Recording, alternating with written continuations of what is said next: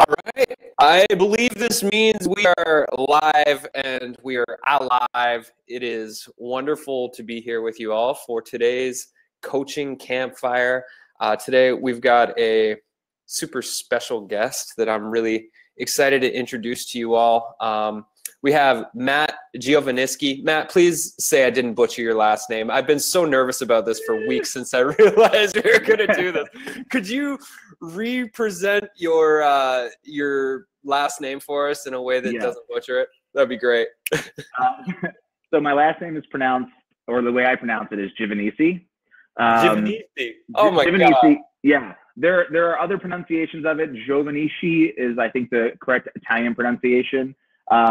I noticed in 2 of your emails, a friend actually was part of your list and sent me, you had replaced the C in my name with a K, and so he kept calling me the most famous Russian entrepreneur. So, so he was busting me about that. But yeah, Giovannisci. Everyone gets it wrong. I'm like, it's, 34 years of my life, I'm used to it by now. So, well, I'm not surprised. Not a big deal. I'm not surprised about the spelling mistake. I've been so nervous about pronouncing your name on the show that I just created that one for me. Yeah, no worries. Yeah, it was great. So it's Maris, right? That's your last name? Yeah, exactly. Maris. Maris. Yeah, exactly. So I've been excited about this for a while, everybody. And those of you that are part of the Great E-Course Adventure, you know that we've talked about Matt and his experiments over at Money Lab quite a bit. So basically, here's the deal. Matt likes to challenge himself to make more of what he loves, which is money. And Money Lab, if you go to moneylab.co, like, get on Matt's email list, A, because it's freaking hilarious, his newsletters that he sends out. B, he stretches himself again and again and again and again. He basically treats entrepreneurship and growing his businesses like they're just experiments, and he's the lab rat, hence the piece of cheese in his profile picture. And you got that reference. What's that? Most people don't get that reference. They're like, why are you holding cheese? I'm like, I'm a lab rat. And they're like, oh. Yeah. So it was obvious. I'm just like, we do a lot of distilling the process within the process of building products and courses and all that sort of stuff here. And you do it better than anybody that I've seen on the internet, because your daily blogging that you do when you're doing your experiments is just like crazy and so in depth. I mean, people can learn a ridiculous amount just by following along when you're doing an experiment, let alone buy the product at the end of your experiment. So I think that's super cool. I think we have similar sense of humors, like on your SEO product you just launched, and you had testimonials from family members. I mean, I was seriously laughing my ass off when I was reading those. I was like, I thought that was priceless. I think that's great. So I thought it was gonna turn people off, but I had a few people email me and say the testimonials were the reason they bought. That is so funny. Yeah. I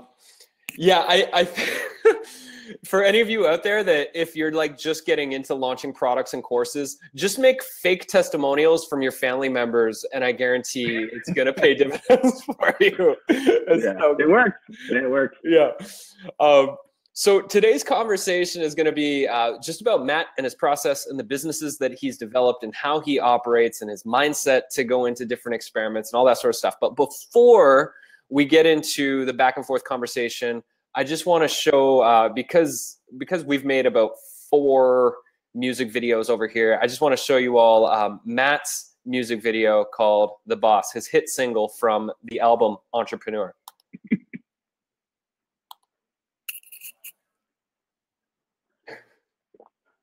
Oh, wow, this is... You don't know me, but I earn this throne and pick bones when they try to overthrow me. Jon Snow me, but I rise up and take cover from the blast when I blow up. Boom! Yeah, I work for this. Still taste every fucking ass I kissed, but I'm a masochist, and now I rule with an iron fist. Been working for myself like 10 years. Been drinking on the job like 10 beers. Nobody gives a fuck, got no fears, and I got no fears, cause, I am the boss. I call all the shots. I run all the blocks, and I talk the talks, and I walk the walks. Yeah, I'm the boss. I make all the calls. I cash the checks. I'm stepping next. I know what's next, and all that demand tremendous. Respect.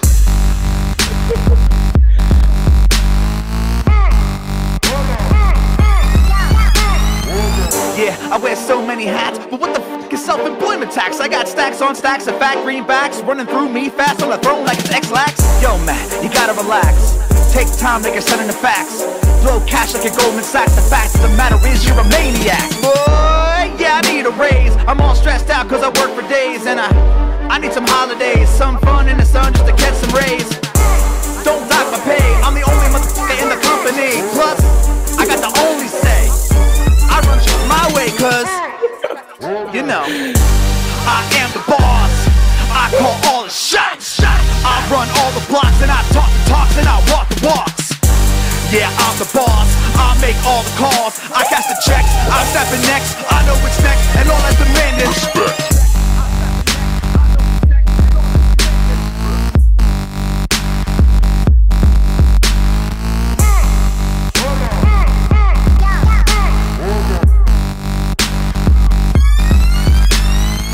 Should I work from home or should I work alone? In a coffee shop, should I buy a scone, a boat, train, aeroplane? Who the f cares? I can work from damn near anywhere.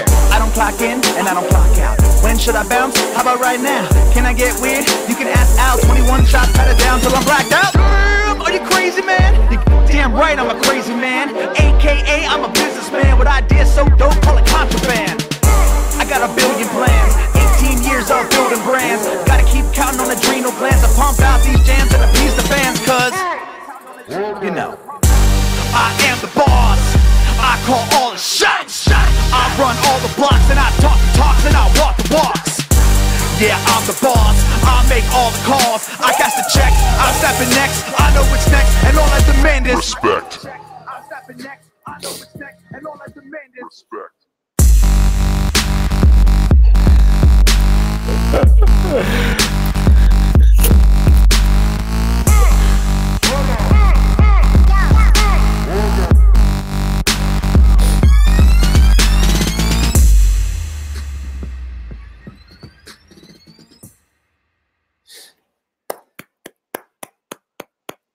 Thank you. Oh my goodness. So what I'm so stoked about the conversation today is like, you have so many skills, man. You're an entrepreneur, you're an artist, you're a creator, you've got great graphic design skills, you're building websites. Like, you're kind of like the do-it-yourself artist, creator, entrepreneur, and teacher. Like, you're doing all of the roles. And part of the Great E-Course Adventure, like, what we're really here to do is to support people to leverage all of the skills that it takes to be a creative entrepreneur and to build your own products and courses and a brand based around your passions. And so I just want to applaud you for doing it and for doing it with such great humor. Thank you. So I guess, like, let's start at the beginning.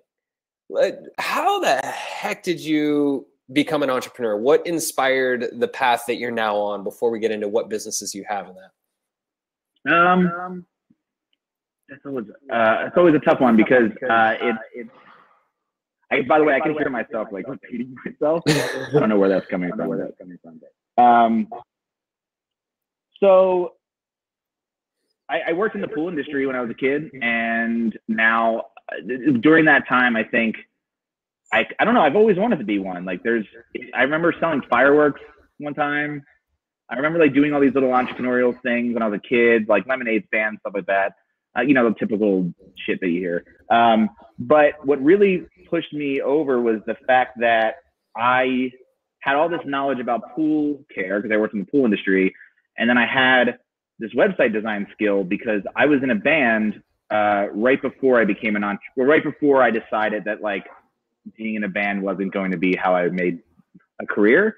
But when I was in the band, which I was the lead singer, guitar player of like an original pop rock band, and we toured, and the goal there was to try to get signed and to make that a career. So I really actually tried to become a rock star at one point for about 6 years. And that was very entrepreneurial too. And so it's always been not necessarily the word entrepreneurial, but just the fact that I wanted to work for myself. I didn't want a boss. Hence the rap video, I guess. But that's more of the driver, not the sense of like, because being an entrepreneur, just because I make money my own way, I don't necessarily think that makes me an entrepreneur. I think what makes somebody an entrepreneur is starting an actual business and then being able to repeat that process over and over again. And I consider myself an entrepreneur now, but back then it was more trying to work for myself. So I did start out as a freelance web designer and developer, and then built at the same time I was building my first asset, which was swimuniversity.com. And that just took, 6 years really to just finally be able to take over what I was making as a freelancer. And then that's when I was able to transition into literally owning a website business rather than a freelance business. Yeah. Amazing. And as far as like, was there a point in time, or have you always tried to infuse your businesses and your offerings with your artistic expression and humor? Or was there a point when you were just like, screw it, I'm just going to own who I am and I'm going to express that to the world and let that be the thing? Yes, there was an actual moment where that happened. I had Swim University for about, at the time, I think it was about 5 to 6 years, and I was writing really bad articles. Like, I'm not a writer. So of all the things that like I consider myself good at, that is the lowest on the list for sure. And I was writing 300-word articles, a bunch of them, and putting them up on the internet, and they were ranking and they were working, but they weren't that great. And there was a moment where I was like, I have this talent of rapping, it's comedy rap, not a good rapper, but comedy rap stuff. And I did it in high school, and I did it like as a joke to my personal friends. Like, I never put anything out there. And I was sitting there going, I have this pool business and I have this other talent. What would happen if I marry those two things together? What would happen? And I made my first like entrepreneurial rap video is called the Pool Care Rap. So if you Google Pool Care Rap, that's really the first one I did. And it went viral within the pool community and got me a ton of backlinks to Swim University that I didn't have to work for. I didn't have to do any actual backlink building because I had built this, or I had created this like mini thing that no one was able to do. And I realized, oh, I can leverage the other things that I'm good at in this business to my advantage. And when I did that, I realized, oh, I'm good at this thing, and I should focus on that. So that's when I started doing more video work. Just putting my personality into it more, like just being more humorous, because I am that way in real life. It's why I think that's mainly why the band didn't succeed, because I was on stage trying to be a serious, lead singer. I don't have that quality, and it just wasn't sellable. I'm not wearing like leather wristbands and that was your problem. As a rock star. That was my problem. I just didn't have enough. I didn't have enough leather wristbands to push me into rock stardom. No. So yeah, that moment of doing the Pool Care Rap video and watching that really take off in a little micro, like it's, when I say viral, I don't mean viral. I mean viral within a very small subset of a community, a pool, basically people who own pool websites and pool stores and the industry as a whole. And that's when I realized that, yeah, if I put my personality into things, that is a sort of, it's like adding gas it's like pushing the gas pedal on anything I do. Yeah. So I've created businesses behind the scenes where I don't put my face in front of them and they grow. They just grow a lot slower. Money Lab is one of those things where I put all of my personality and self into, and it has accelerated because of that. And so, yeah, that was the moment, actually. It was 2011. I think I did that. You've been being you for quite a while now. Mm-hmm.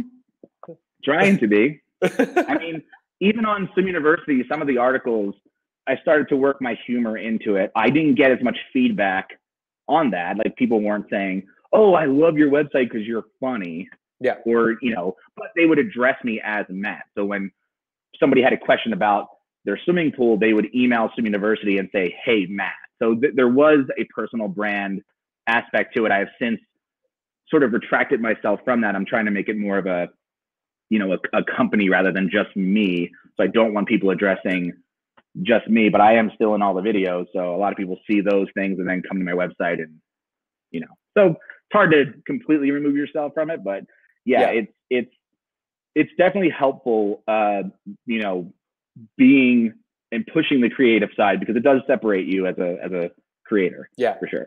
Yeah, I can definitely relate to your story in a lot of ways. And I think that's why what you're doing resonates so much with me is before the great eCourse adventure, I was teaching hundreds of meditation workshops and transformational sort of like retreats and that sort of thing. And then I was doing like comedy skits. I had this production line called New Earth Comedy, and we were doing like all sorts of, you know, positive skit comedy videos. And then was like coaching people to build e-courses, which was like me trying to be professional and serious and run that sort of thing.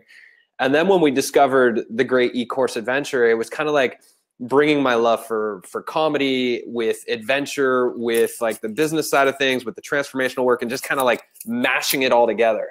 And I think that's the secret sauce, is when we can like bring our passions, bring our serious nature, bring whatever our quirky, weird personality is, and we can bring all those together. No offense, not about your weird personality at all. I'm not saying no, that's fair. I actually coined a term for that. It's called passion mashing.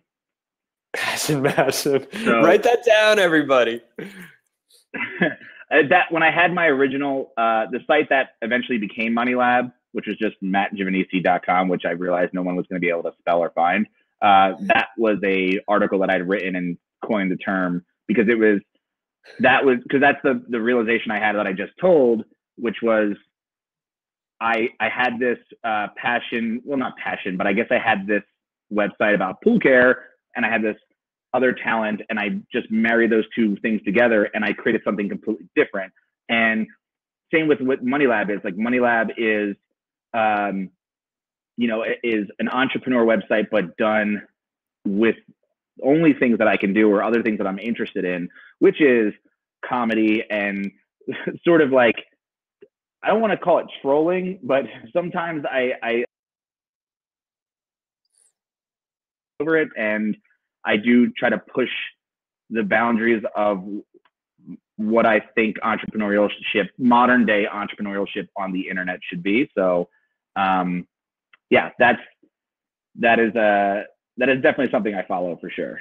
Now I'm curious with the passion mashing, because I love that. Somebody else is saying they love it too. I think everybody loves the passion mashing idea. Is there a formula? Like, what ingredients do you need to mash it all together for it to actually work? Because I think there must be some specific ingredients that are required to take those passions, mash them together, and actually have a successful business that pays the bills and helps you to make an impact in the world.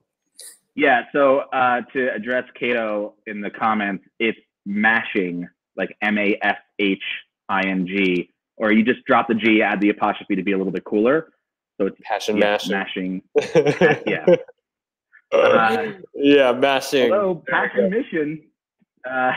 So one of the things that I tell myself, and when I have conversations about or conversations with friends, I just think, I tell them, or I tell myself, go into a quiet room and figure out what it is you want to do. There's no information on the internet that's going to tell you exactly how to do something that you want to do. For example, when I started Swim University, it's a site about pool and hot tub care, which is my flagship site, which is why I mention it a lot. And I remember reading people like Pat Flynn and Fizzle and all of these, you know, places that are teaching entrepreneurship, specifically in the online world. And 75% of what they were telling me just did not apply, because I had a different business. My business was slightly different. My niche was different. A lot of these guys are coming from a place of, well, we teach entrepreneurship because we know how to teach entrepreneurship, and we teach that. So my it just, a lot of the advice never applied to me. And so when I sat down and sort of shut off the noise and did like an information diet and just said, okay, who is my target audience? They're 40 and 50-year-old people who have swimming pools. So they're not young millennial type, business savvy, tech savvy entrepreneurs. They are a different animal. They're different types of people. And as soon as I came to that realization, I'm like, okay, well, a lot of the tactics that I was using don't make sense. They don't work. So for instance, like when I put out my first digital product, I had sold it for like $49 or something. It's an ebook that was $49. And I'm like, okay, no one's buying this. Why is no one buying this? Because people who are 40 and 50 years old who don't live in the online entrepreneur space think books should cost $24 to $29 because that's what is on the back of a book at Barnes & Noble. And so I just slowly started dropping my price until I hit $29, and then it just took off. It was just, oh, I had the wrong price point. And yet everybody in the space was like, you need to charge $49, $100 for your ebook because it's filled with so much value and people will save hundreds of dollars. And while that makes sense logically, it just didn't apply to my audience. And so sometimes you just have to shut down and think, okay, what are my principles as a person, and what's my audience want, and talk to them and ask that stuff. And the rap video, was something that I tried. I assumed that most people are not going to like this because it's rap, and I'm dealing with 40 to 50-year-old Midwest, Northeast people. And it turned out it wasn't for them. I made it, the people who it went viral with were industry people, not people who own swimming pools.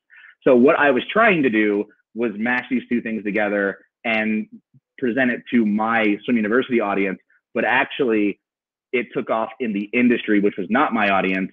And I didn't know it until I did it. And that's what happened. I don't know if that was exactly your question, but that was an answer. Well, through the story, we get a lot more answers than just a simple answer. And so just a challenge for all of you out there that are watching us or that are here live right now is to make a little mind map, call it Passion Mashin with the apostrophe, no G, because that's cooler. And that's cooler. Write down all of your passions. Write down your passions. If you're into music, if you're into art, if you're into swimming, write down all of those things, because the thing that we talk about with the Great E-Course Adventure is once you get your curriculum and you want to turn your course into an experience, then you have to give it a theme. And the theme is the thing that takes your course from this two-dimensional learning experience to like an actual experience. It turns your course into a world. And the Great E-Course Adventure, when Andy and I stumbled upon that, when we were trying to brainstorm how do we revolutionize education so it's something we'd be interested in ourselves, we were going out on these day-long hikes.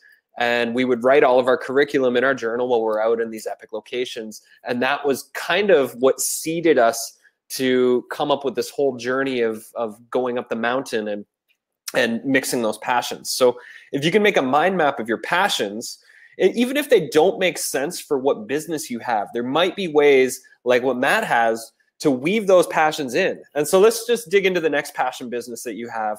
We will eventually get into how you launched 2 courses in 14 days, but let's talk about Brew Cabin, because this was an experiment you did last year with your, I guess, is it a beer connoisseur website? Is that how it would be best described? It's a home brewing website. Okay. So do you want to talk about like, obviously you must have a passion for beer. Mm-hmm.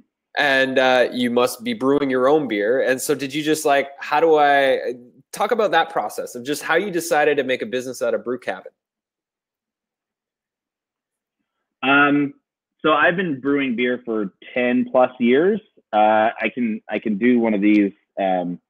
If we spin around here in my kitchen, like I have a kegerator and a beer fridge. So that kegerator back there is filled with 2 of my beers that I've made. And I've been doing it on and off for about 10 years. So I've always wanted to, I knew I was always going to make a site about this. I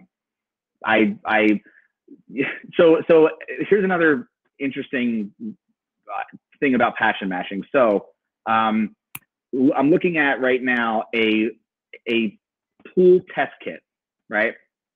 That's made by a company. It's one of my sponsors on Swim University. They make a pool test kit, but it's for homebrewers. So they can test the water in their house, so they can adjust their water pH and their minerals to brew beer. And so there was I'll use the word synergy between the pool industry and the homebrewing industry that I did not know existed. And so just something like that, you never know what things can be cross compatible. And I did not think that was going to be one of them, but here we are. So homebrewing is, yes, it's a passion of mine. It's a website that I started in October, and it is growing very quickly. It's also a very small group of people. It's a small subset. There's only 1 million homebrewers in the United States. Possibly the world. I could be wrong about that, but it's not a big audience, but they're crazy passionate. And I know that because I am a psychopath when it comes to homebrewing. I have like a stack of books over there that I read for fun about water chemistry and homebrewing and sacrification rests and all these like weird terms in the homebrewing space. The box so again, I'll do this. So that's a box that I have the laptop set up on. A company, because of my Instagram account, sent me a fermentation vessel to try out. And it's been really cool because it is a passion of mine. It does make money, but even more so, it's piping me into a community that I really want to be a part of, and it's getting me free gear. So yeah, I can't really complain about that. But yeah, all there is to say is that, yes, that is one of those, because I'm not passionate about swimming pools or hot tubs. I just happen to have, since I was 13, be working in that industry. So it made sense for me to go into that, because I literally was just filled with pool care information, and I might as well just put it down and have an asset. Yeah. With homebrewing, it's reversed. I really want to get into this space. I really want to be a better home brewer. I want to win awards. I want to go to GABF. I want to go to HomebrewCon in a couple months in Portland, and I'm turning that into a business for sure. Okay, so on that note, because I really believe our partnerships, our networks, they're the key to our success. So I'm curious. You're talking about having companies send you gear to test out, and you've got sponsors on your website. How have the sponsors come to you? Have you reached out to them? If you're the one reaching out to them, how do you approach partners typically? Or when they come to you, how do you approach that? Yeah, they come to me because again, this is part of like the talent side of what I do is, and I recognize that, yes, I have a special talent for certain things. And so I use those to my advantage to, put together websites that are eye catching. And so when I like, my Instagram account for Brew Cabin is completely different than everyone else's. I use a professional photographer. My friend down the street is a professional photographer. He has an eye for photos. I knew he had an eye for that. And I have all this equipment, and we just do that and take pictures, and our stuff looks really good. And our website, when people go to our website looks really good compared to most homebrewing sites. I would say like 90% of them. And the same thing happened in the pool industry. When I created the Swim University site, it was in the top 1% right out of the gate because of how well designed it was. And a lot of people say, oh, well, don't focus on design so much in the beginning, just get content out. I half agree with that. And I think if you put your best foot forward first, like, you're going to get those opportunities very early. Yeah. And yeah, I literally didn't do anything besides publish really good looking content and have a really good looking website, and everything looks very professional. The logo is very professional, and it just separates me from everybody else. And so when companies like Craft to Brew or even Barista, OXO, so OXO sent me a bunch of coffee stuff because, like, I think the first month I had roastycoffee.com, I was getting free coffee gear. So I didn't have content or traffic. It just, I had a good looking website. Yeah. And that was it. I just really want to push this home for all of you, because I know so many people in the Great E-Course Adventure, for whatever reason, there's a resistance to taking the time or investing the money into building yourselves really amazing websites. And as Matt just said, it'll set you apart from 90% of your industry, whatever your industry is. So if you look at your website and you feel like bummed about it, then this is an opportunity to really claim that for yourself, that you're going to create an amazing looking home base for this work that you're here to share with the world. And there's so many companies like Wix and Weebly, or Heroic Now, or Mirabreeze.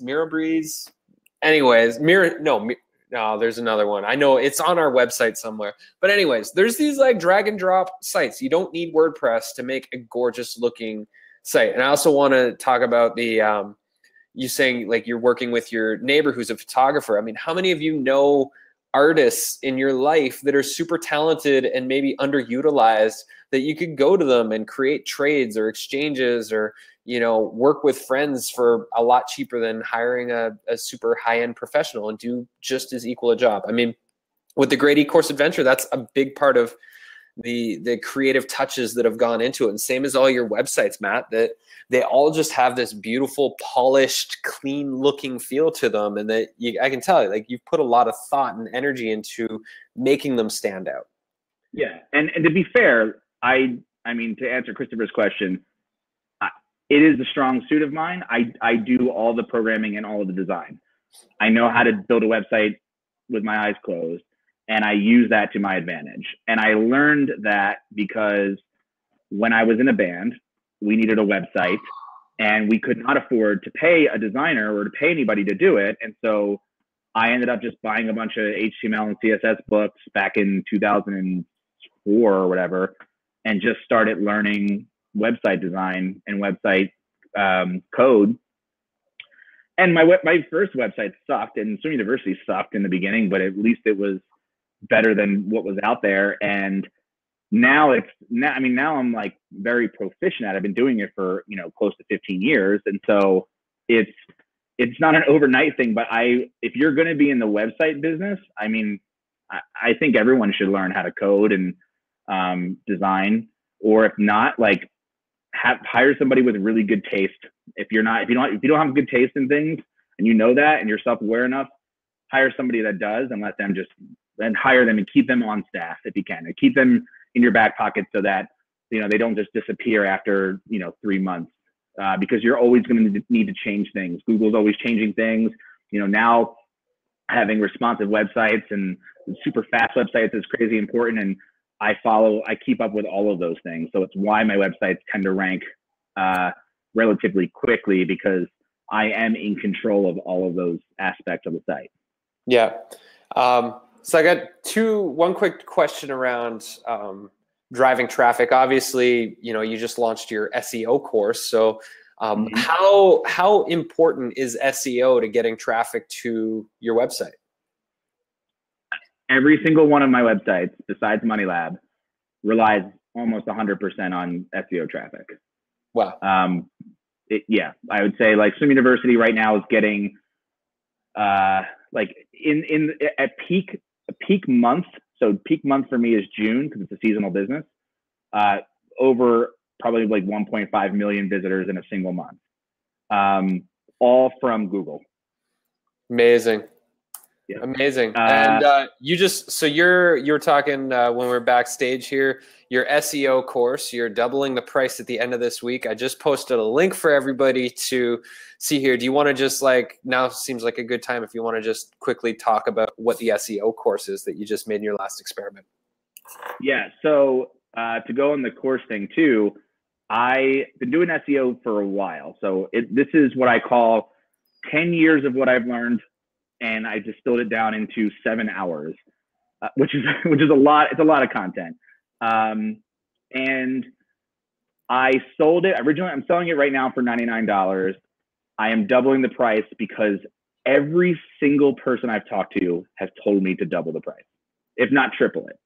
And I've been hesitant to do that, and I think that if I was going to do it, it's going to be on this product specifically. So I am going to do it on Friday. I'm going to bump it up to like 197, and it's because it's huge. It's a huge course. It's everything that I know about SEO. I've built 3 websites that are not in the entrepreneur space. So I built, the Swimming University site. I built one about coffee and one about home brewing. And I go into detail on how I did all 3 of those sites and how much traffic, all real numbers. And it's just like, it's basically all of that distilled down to 7 hours. And I have even an interview in there about doing link building and stuff, which is something I don't practice. I don't practice link building. I focus all of my effort on producing really good content on a really clean website that's incredibly fast. And I do very detailed keyword research that I talk about in the course. And it basically just works. I mean, Brew Cabin is only 4 months old, and it's already seeing a lot of traffic. We're already ranking #1 for terms that we were trying to go after, and we're already seeing income from that.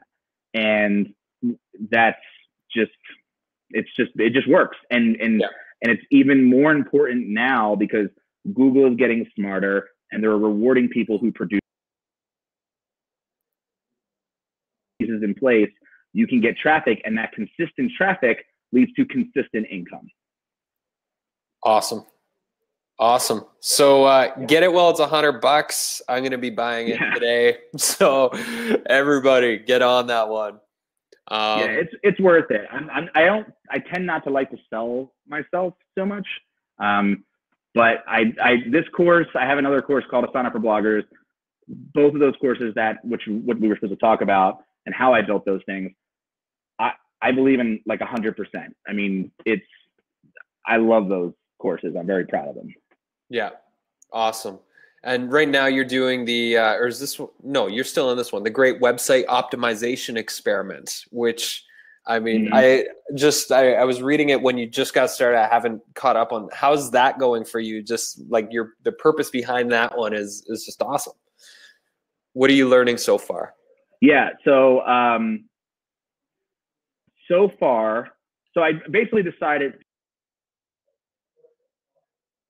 of my flagship website without adding any new content or getting more traffic or adding new products. I'm simply taking what's already there and optimizing it so that it is better at making more money. And I'm using all free Google tools to do that. Not on purpose. I wasn't trying to do all free tools, but they just happen to be all free and they're all really good. And so far, I've seen already like significant increase in revenue. So what I did, one of the biggest things that I did was I created I set up a lot of goals, and I basically I bought a course on how to use Google Tag Manager. It was like $20. I forget where I found it, but it's somewhere in that article.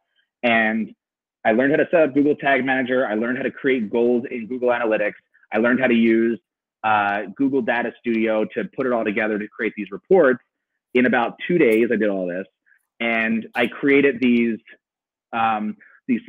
tables that worst performing pages for affiliate links. And we're basically taking those worst performing pages, creating tasks in Asana, and just adding affiliate links and creating better affiliate links on those pages. And we're already seeing an increase in overall affiliate link conversion rate, which is leading to more income.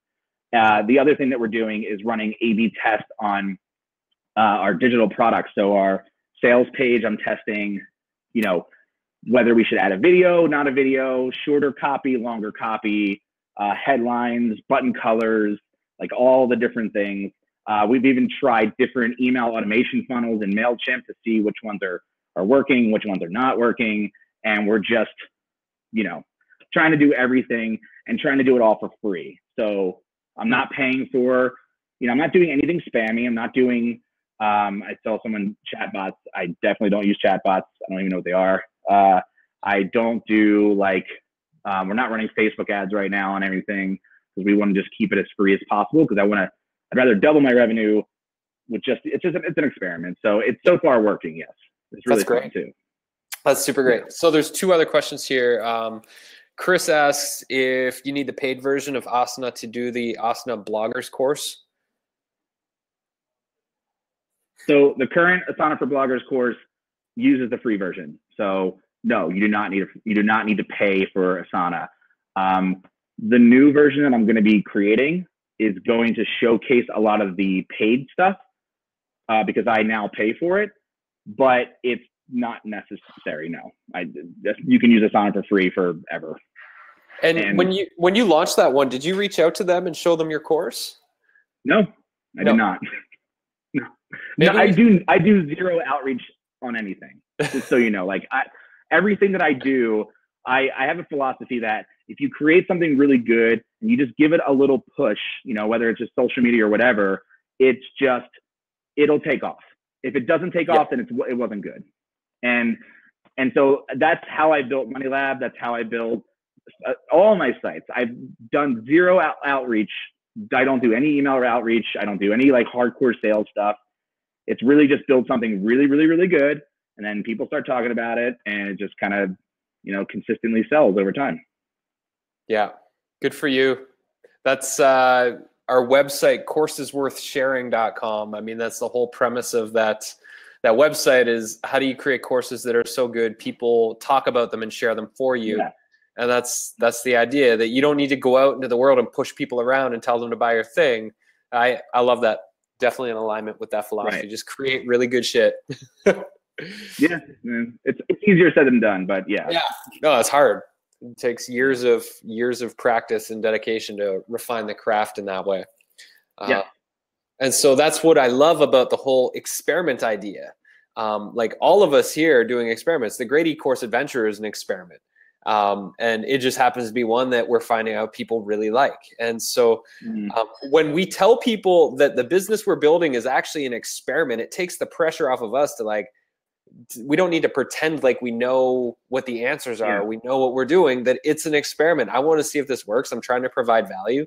And if it ends up growing into something bigger, fantastic. If not, then on to the next experiment. Yeah. So I think we should talk about the course creation because that's what we were here to talk about, right? Yeah. I guess we should. We're 42 minutes in. So let's pivot to that. And then we'll do questions, right? Yeah. And then we'll take questions. I'm marking the questions that are starting to come in now. So everybody, if you have questions, feel free to put them in the chat and I'll set them aside for later on. So talk about the launching 2 courses in 14 days and your approach to course creation, wherever you want to start that. Okay, so really it's less than 14 days. So Asana for Bloggers I built in 6 days, and SEO for Bloggers I built in 5 days. So the bigger course actually took me less time. There's a few things that I did that sped up the process. One, people tell me I should do a course on making courses because how I'm able to focus that much is incredible. It's really not about focus.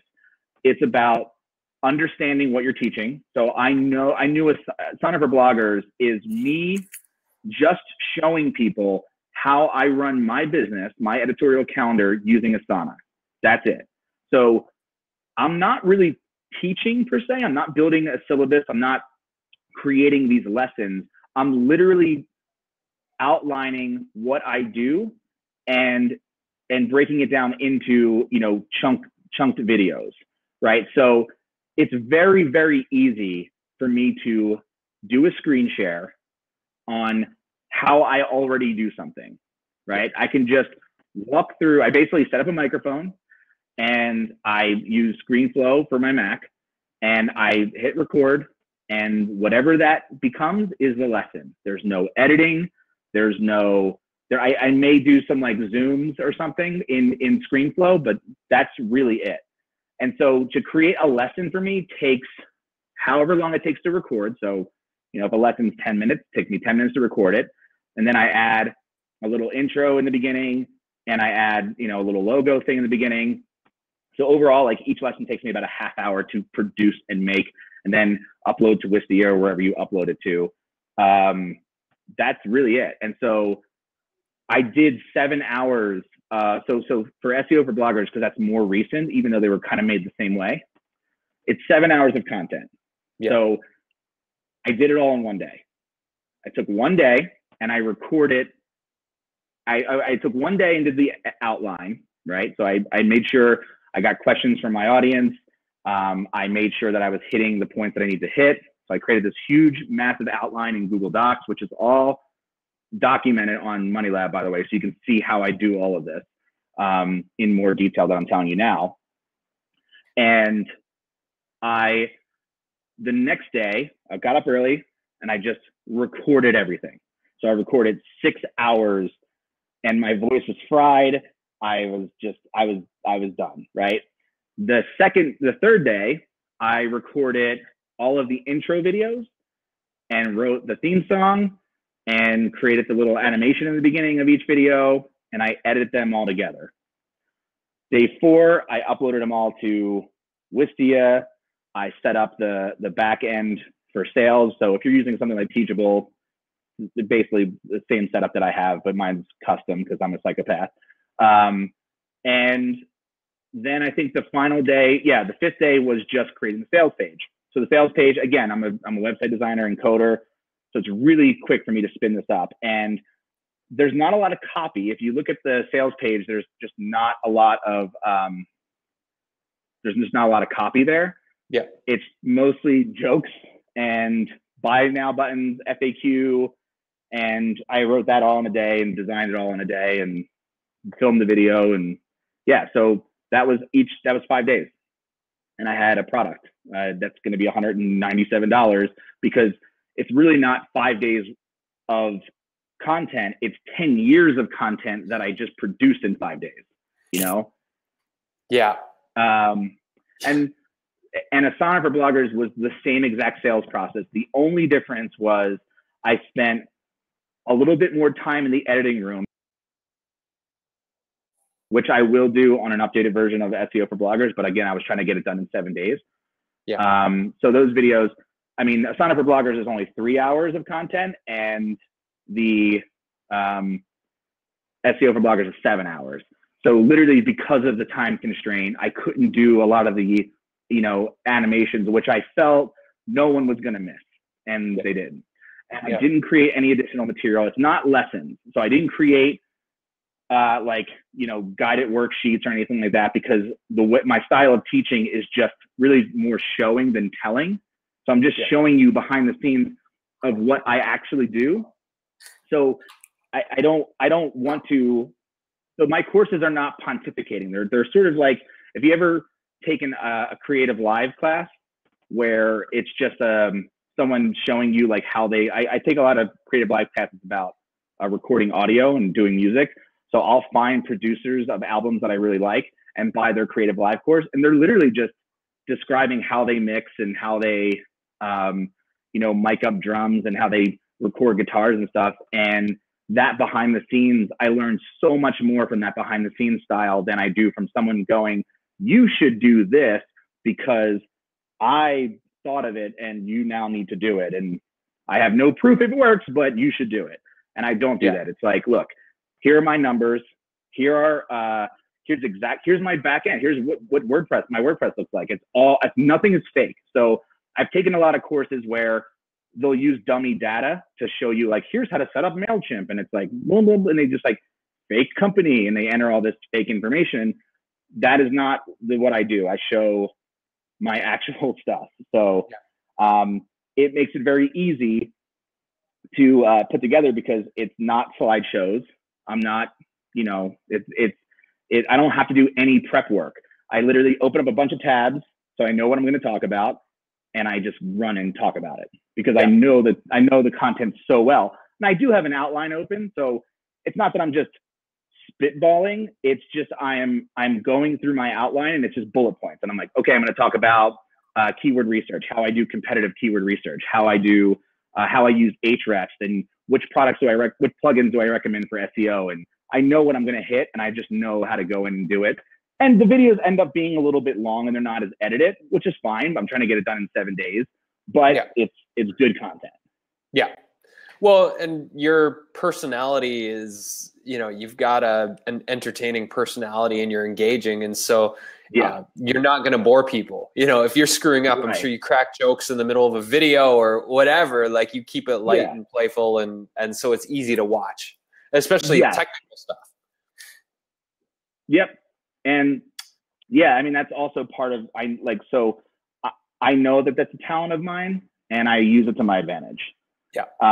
If I didn't have that talent, I would probably create more edited, you know, streamlined videos that would just take me longer to do. So it wouldn't be a challenge I would do in 7 days, because 7 days isn't an arbitrary number. I didn't just give myself a week.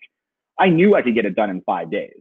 Yeah. You know, I am like, I had it planned out in my head. I'm like, okay, I know I'm going to record, you know, I know how to do this. So, you know, 7 days wasn't unrealistic to me. I don't try to set unrealistic deadlines for any of my challenges. Like I pretty much know I can do it. And, you know, I can focus. I can sit down and knock something out, whether I have a challenge, a deadline or not. I enjoy what I do. So, you know, going in, if someone told me like, I need you to go and design a website about taking care of plants tomorrow, I can't think of anything more fun to do. So I would go up and do that, even if nothing came out of it. So yeah, I think enjoying the process of it is part of the fun and makes it, you know, I did a content audit recently on both of my websites, and everyone's like, oh, you know, when I tell people I did that, they're like, that's so much work.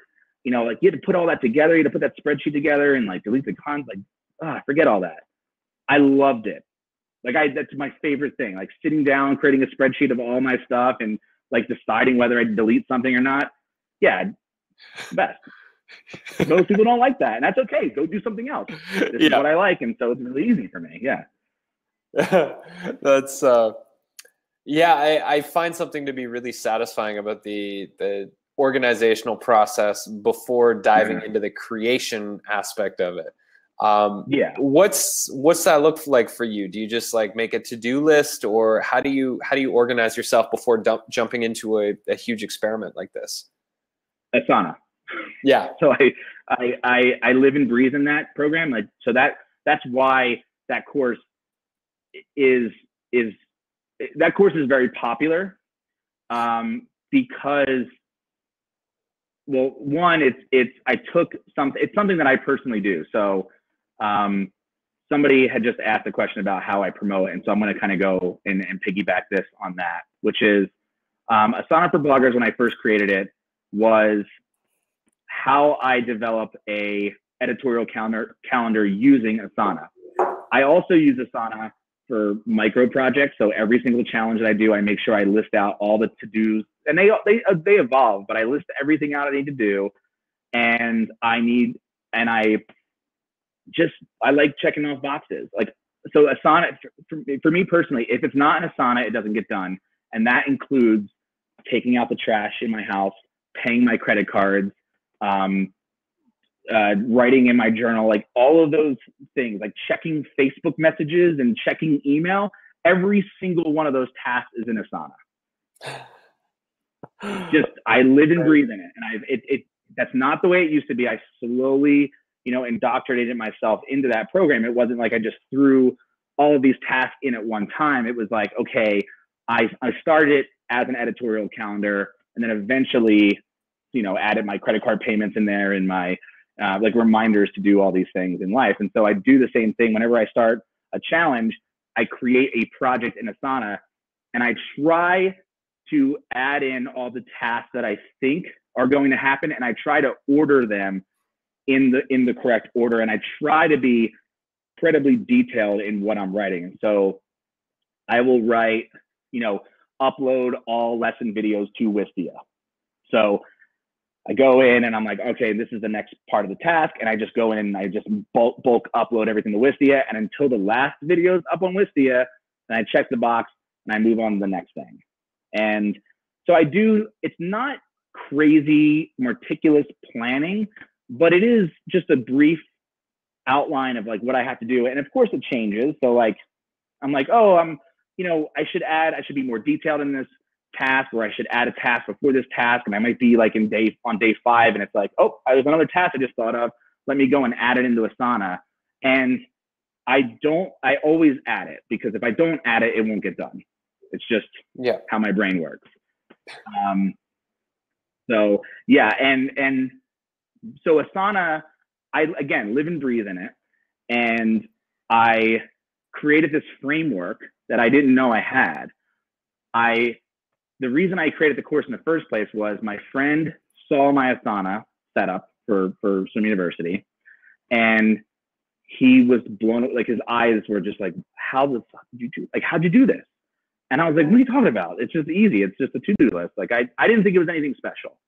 And then he was like, I want you to show my friend Ethan. So we jump on Skype, and Ethan sees it. And he's like, this is amazing. Like, how did you put this all together? I'm like, logically, I don't know. I just did it one step at a time. I started with one article, and I assigned it to my writer, and it just eventually evolved into this I guess, framework that I had built. And he's like, dude, you need to make a course. And I was like, okay. So in 7 days, I was like, oh, I'll do it in 7 days, and, you know, put it on Money Lab. And I did that, and it sold, I think it's like $1,000 or $1,500 or somewhere in that range. Cause I didn't have a big list at the time. I think I only had like 1,500 people or something. And obviously, like, no one was asking for this course. No one knew what it was. And once I put it out, every single month, I've consistently sold that course with zero promotion. I've never tweeted it. I've never Facebooked it. I don't have it in an autoresponder on Money Lab. You kind of have to dig to find it on Money Lab. It's not very obvious. And it's because of word of mouth. So I've been invited to Facebook groups, you know, later down the line, because people have kept sharing this course. Like, oh, you need to take this course because this, if you're trying to do an editorial calendar, this is the one. So basically, I gave it to a handful of bloggers, and they have been spreading it consistently for the last 2 years. Could I make more money by putting promotional efforts into Asana? Yes, of course I could do that. But I don't know, it's a lot more rewarding to just get, you know, an extra $100 to $200, because it's only a $25 course, to get that extra $100 or $200 a month doing absolutely nothing. That the course just stands the test of time, and it is that good that people want to share it and have no problem doing that with no affiliate program. So yeah. Well, just in hearing you talk about it and your process, I'm like, I bet you every single person right now has already gone to that site, and they're like, okay, this is gonna be great. Yeah. And I think, like, the thing about it is I didn't understand what it was. So I just assumed that everyone was organized about their blog, because it's a business. So I run my blogs like magazines. We have our content calendars set for the next 6 months. We know what we're going to publish. We sometimes publish early. And I just assumed everyone was like that. Like, I had no idea. And so when people were like, that's not how I run my blog, you're so much more organized, then I realized, oh, okay, then this is special. This is different. Yeah. And the same with SEO. I mean, the first course did so well, and I didn't do a course for 2 years. And then I was like, all of my friends come to me for SEO advice. That's just, you know, if you want to know SEO, they were like, go to Matt. Even my friend Jason, Jason Does Stuff, like, he has a whole article where he cites me the entire time. He basically like, I didn't write this article, he did, or like, all of this information comes from Matt. And I was like, well, yeah, I've read books on this. I've studied it. I've obviously saw success on my own websites. I'm perfectly qualified to teach this. I've been doing this for so long. I might as well just put down everything I have into a course. And that's exactly what I did. And people were upset that I charged $99. They're like, dude, this is so much more worth, you know, there's courses out there that are $4,000, and you could be making so much money. And I'm like, well, you know, it took me 5 days. I don't know. And they're like, yeah, well, 5 days, but really 10 years, right? It's 10 years of content distilled down, you know, into 7 hours. So no, not 5 days. You're basing it off the wrong value. And I'm like, fine. So that's why the price is going up. And when I'm also, going to update Asana for bloggers because I do things. I still do everything that I do in the original course, but I have some additional things. So I'm going to be updating. I'm going to be adding lessons. So whoever buys Asana for bloggers now will get those for free in the next update. And any updates I do, like once you buy the course, you get everything. So, yeah, right now it's $25. It's probably going to go up to $49, but yeah, it's that's kind of my philosophy about just course making in general. Love it. I appreciate you for keeping the prices as accessible as you have. That's one of my biggest pet peeves about the e-learning industry is these insane inflated prices. Like I'm just like, come on, man, $4,000, seriously? But hey, it's there's a demographic out there that thinks that's more value. No, I appreciate that. We've got some more questions here. Chris Gilmore in our community here, he does wilderness survival and emergency preparedness and has a really beautiful spin in his, we're working on a course with him called Survive the Storm. So he has a blog site called Changing World Project. And so he's asking, for someone starting out blogging with a small following, what would your top suggestions be for growing the following beyond awesome content? Any thoughts on top places to share, promote, and how? Any suggestions?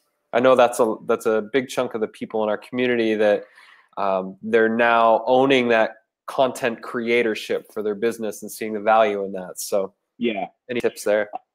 So MoneyLab is a great example of this. I built MoneyLab.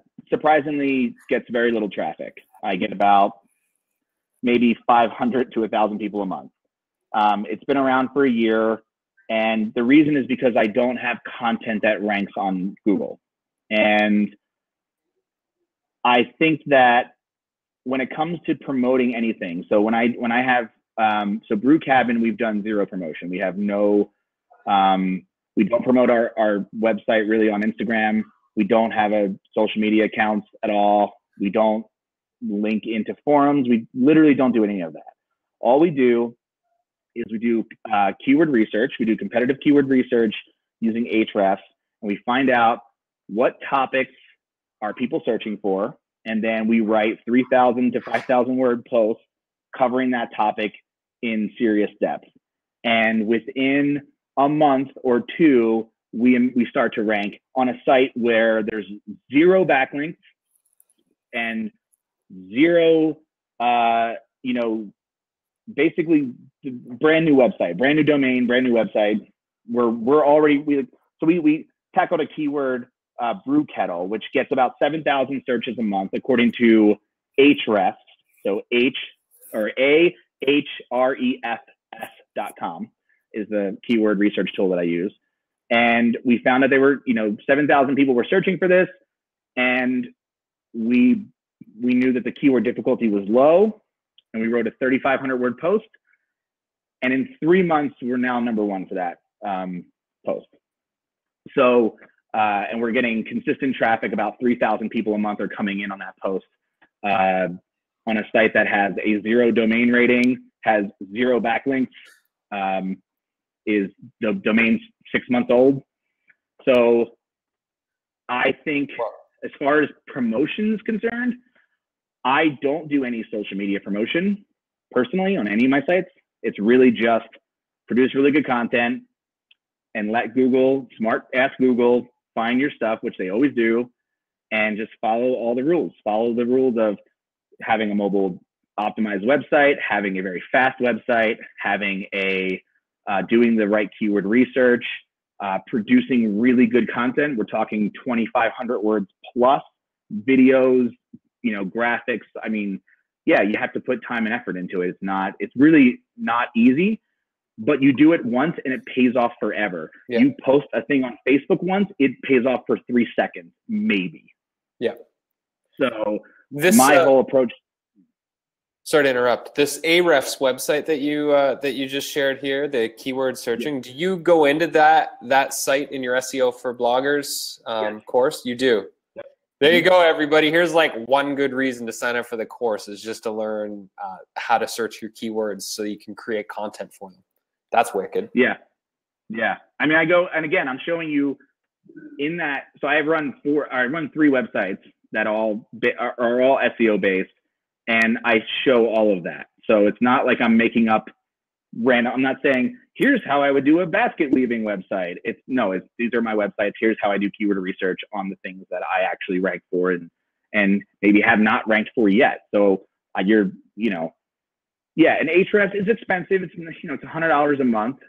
You could do a 7-day free trial.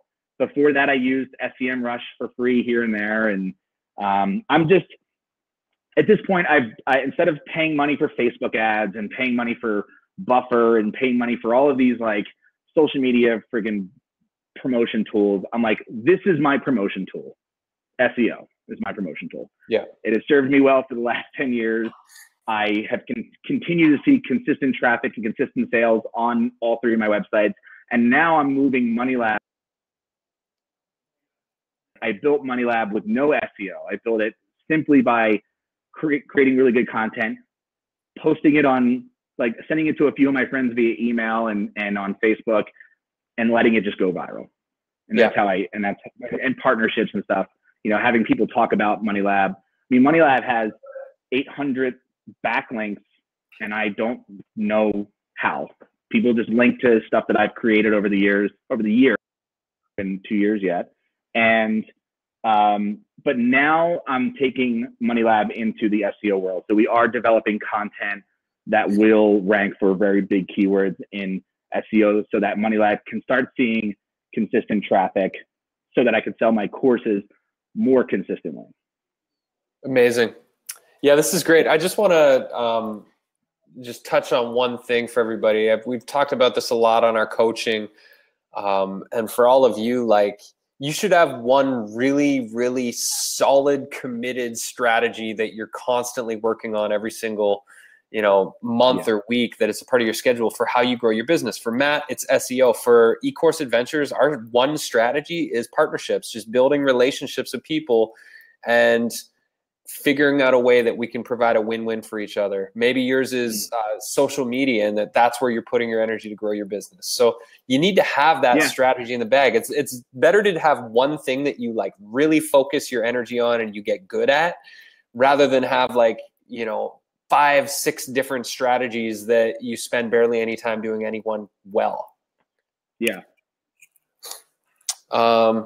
Jenny asked, are your courses on Evergreen? All your courses are Evergreen, right, Matt? Are they on Evergreen? Yeah, you can buy them and start immediately. Oh, is that what that means? Yeah, so my courses are not launch. I don't believe in launches, so. Us either. It's not like I open a course and it's like only open for 4 days. You better hurry the hell up, and it's $6,000. No, you can buy them at any time. Yeah, but you should buy them this week because they're going to go up in price. That's not a sales gimmick. That's actually just real. So nice sales gimmick, Matt. I can't believe you're doing this to our students. No. This is so embarrassing. Nailed it. Chris asked, does building a site on an easier platform such as Squarespace significantly limit ability for good SEO versus WordPress? Well, that's a good question. If somebody doesn't know, it doesn't have the money, first off, to hire a designer to build a WordPress account, doesn't want to learn website design or anything, I think Squarespace is a good option. WordPress is not essential for having a great website, but it is limiting. So if you plan to if this is like your career, like you really want to turn you think your website's really going to be a big thing, is it limiting for SEO? I don't know the answer to that, because I don't know how their site's coded. I would say that I know that all their design themes are responsive. I don't know how fast their servers are, so that could be an issue to look at. I don't know. Yeah, I just don't know much about how Squarespace is coded as at the front end of a website and how it's coded. I just believe in minimizing as much code as possible. I don't like having a lot of bloated, unnecessary scripts and HTML running on a website when it doesn't need to be there. So yeah, Squarespace does concern me a little bit about SEO because you're not in control of how light and fast Squarespace is, and if Squarespace makes any changes globally to their software, like, you're going to pay the price for that. So yeah, I mean, I don't want to talk shit on Squarespace because I actually do like them, and I think it's a really quick way to get started. But yeah, so yeah, Lorraine's saying Weebly doesn't have H1 header tags, and I would say that's a big downside to using something like that for SEO. And but for me, I use WordPress and I use WP Engine as my hosting platform because it is lightning fast. They have aggressive caching, which is good for speed. And again, I control every single aspect of the way my sites are designed. So I don't put a lot of JavaScript on them. I keep them very limited. I use, when I design a site, I make sure there's just one H1 tag. I make sure that the title's in a good spot. I do use plugins, which I talk all about in the SEO course. But yeah, I guess between Squarespace and WordPress, I'm going to just go ahead and say, if you're trying to do SEO style content and that's what you want to double down on for your marketing strategy, use WordPress with a very good hosting company. So I use WP Engine. I really like them. Kinsta is another one that I'm very fond of, which is a good one. They're expensive. You pay for it, and it's more than Squarespace for sure. But it's kind of like you're either investing in your business and you're doubling down on the SEO strategy, or you're not. This is great. Good stuff. Charmaine said she just bought your Asana and your SEO course. Look at this. Look at that. We're already taking action. Love it. I'm taking off today. You are. What else do we have here? I know there's some more questions. They just got buried. Stefan asks, are there good free keyword research tools out there? Similar to the one you said that's $100 a month. Is there any others that would be a good kind of set of training wheels for people till they get to the $100 a month one? Yeah, you can use SEM Rush. I think you can have up to like 3 to 10 searches a day, I think, for free. So nice. That's where I started. Moz.com also has some like free, between Ahrefs and Moz and SEM Rush with the trials, I would definitely utilize those trials and try to bulk as much keyword research in those trial periods as possible. Yeah. But the real value of paying for any one of those sites is the actual tracking. So once you've decided to rank for a keyword and you've created that content, you can add that into these programs and they'll track how well they're doing. And amazing. So like, okay, well, this keyword we just went after, it's not doing very well. Let's go back into this piece of content and change it and then see if it goes up and measure that. Oh, that's super cool. So that's the value of that. I think it was a hard purchase for me. I'm not very good at like doubling, or not very good at investing money into things like that. So it was a hard one for me to purchase, but I would say it's probably one of the best purchases I've made in the last 5 years. Very cool. For my business. Very cool. A question we had earlier is your email service, is it MailChimp that you use? Mm-hmm. Yeah. And so I'm curious. All day, every day. Yeah. And why MailChimp over something beefier like ActiveCampaign or one of those? Why have you chosen MailChimp? I have very strong opinions on this. So one, I like MailChimp's interface the best. Yep. So I'm a stickler for design and interfaces. So I like them. I don't believe in hyper targeting email campaigns. I think it's a huge waste of time. I think what happened was I read a lot of copywriting stuff, so I do spend time learning about copywriting because copywriting is crazy important if you're selling anything on the internet. And I think the idea of putting someone's name or trying to like find hyper target where people are in their process is one way to do copywriting, and it's a very lazy, automated way to do copywriting.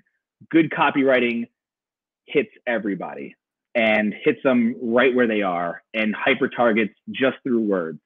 And so there's obvious things that you can hyper target in certain, like for example, at Swim University, I have different email campaigns for people who own swimming pools versus own hot tubs.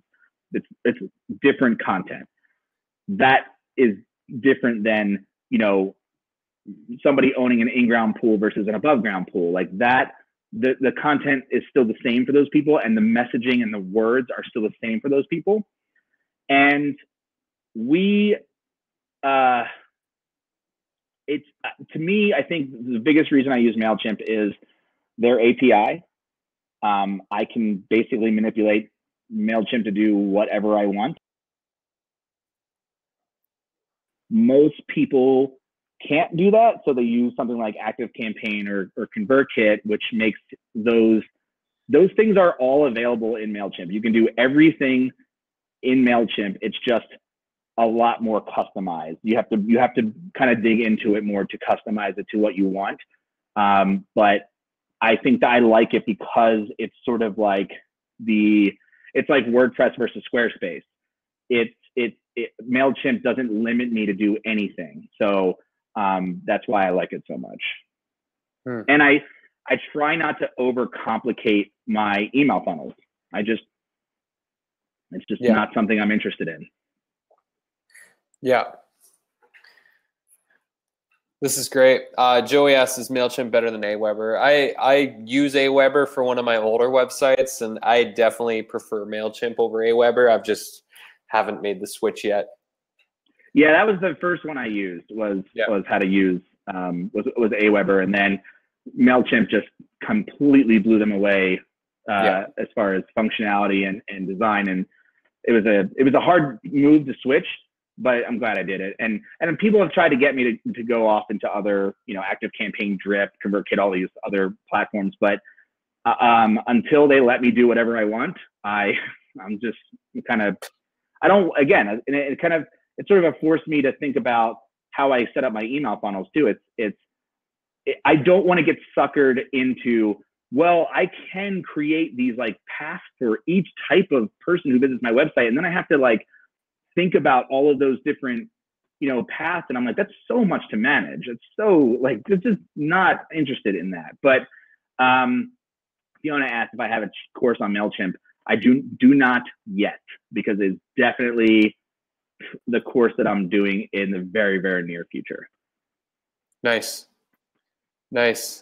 Okay, so I want to be respectful of your time. So let's just do one more question here. And I think this is a good one to kick off, because you typically start at ground zero all the time. Every time you do an experiment, you start at ground zero. When you build a new business, you're starting at ground zero. So a lot of the people coming to the Great eCourse Adventure are essentially starting a new business endeavor in their life that they're coming here and they're starting fresh. And so Stefan's question is, what steps would you take if you're starting from ground zero today? Let's just imagine all your other businesses blew up and you were starting from ground zero with a brand new business, and none of that past stuff that you have building money existed anymore. What would your first steps be? Where would you go from there? Okay, I'm literally easy for me to answer because Brew Cabin is the challenge of everything I've learned from the past 10 years. Try to take that knowledge and go, okay, what has worked, and then do it on this one website, starting from absolute scratch. I would create a website on a very specific niche. I would do research in that niche, so I would look at how you're going to make money. So for Brew Cabin, I want to make money with affiliate products, which is very easy, and it's a quick way to make money right away. And courses, video courses, since those are two things I know that I'm very good at. And I have products for. I started by creating the brand that I knew I would like and want to be a part of. So I live in Colorado. I love the mountains. I love snowboarding. I love cabin life. And so that's why I chose the name Brew Cabin. I designed the logo to fit that. I chose black and orange because I thought ahead about, well, I want people to I want to be able to sell swag in the future. Even if I don't, I know that that's a cool look. And so I went with that. So I spent a lot of time on the design is what I'm saying. So I spent time on the design and I thought about the future. And then I did the keyword research for probably like 25 to 30 keywords in the homebrewing space. I did competitive keyword research, meaning I looked at what other websites were already ranking for, and I'm going to try to outrank them. And I started writing content for that. And we publish every single week. So big 3,000 to 5,000 word articles, huge pillar stuff. Like that's all we do. We don't do like little things, right? And then I'm slowly growing an audience. So each month has gone up in traffic, and I've started an email list, and I create a once a week email newsletter. All of this because it helps get affiliate link sales. But ultimately, in the next 3 to 4 months, we're going to start producing video courses for homebrewers. And that is what I'm going to actually sell to all of these people that we've built on the list and have kept warm, and the traffic that we're getting. And we're just going to keep growing. And then once the courses are for sale, it's just going to keep the machine turning and eventually sell sponsorships on that site. And that's pretty much it. So I love it. Yeah, it's basically taking all my businesses that I've already done and thought ahead and didn't think ahead on and go, okay, well now I know exactly what I'm going to do. And really it all comes down, my only marketing strategy for Brew Cabin is the content itself. And it has been working, and I know because I know how to do it. And so if I'm starting from scratch, it's words all day. Beautiful. As much words as possible. I'm not even doing video yet. So we will end up doing video, but right now words have been the fastest. Words will get you traffic. Videos will not, at least as fast as I'm seeing. Yeah. Awesome, man. There's been so many things that we've covered in this hour and 20 minutes. Do you have any last things that you want to share that you haven't shared yet? I don't think so. No, I mean, awesome. Yeah, I mean, everything that I do is kind of like, I'm an open book at moneylab.co. Everything's there. Yeah. So if you want to learn more about me, you can go to moneylab.co/timeline, which is a interactive timeline of my entire entrepreneurial career that I posted. Amazing. There's a page called moneylab.co/email, which is the first post that I ever wrote on MoneyLab that went viral. That one is hilarious. Yeah. That was how I found you. Yeah. So yeah, MoneyLab is just if you're like interested in the courses that I sell, what I teach. If you're interested in just overall like getting started in everything, my whole entire career is just on that website. Yeah. Look for Easter eggs. It's all over the place. Yeah, man.